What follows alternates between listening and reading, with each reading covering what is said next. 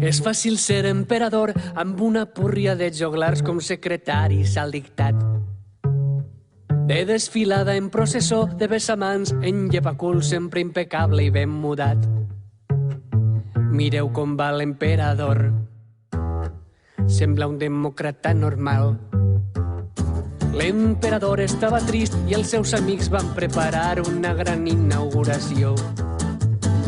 I ell, preocupat pel que diran, va demanar un vestit nou per a lluir-lo en l'ocasió. Pronte un senyor de grans bigots es va oferir sense badar.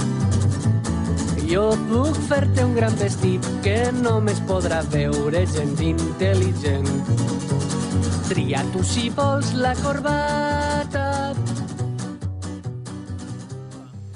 Maria i he estat treballant 2 anys per al grup Teno a l'escola Elisabet de Salou, que és una empresa que porta el servei de monitoratge infantil a l'hora del pati i del menjador.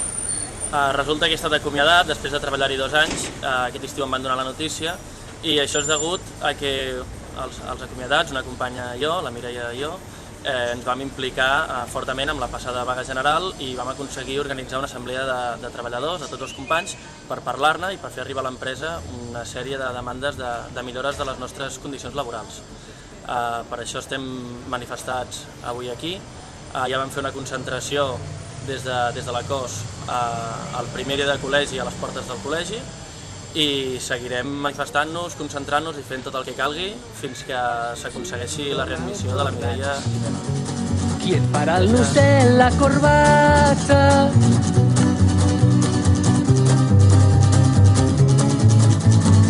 Per les muntanyes i les valls, per camps i costes, se'n riuran del vestit de l'emperador.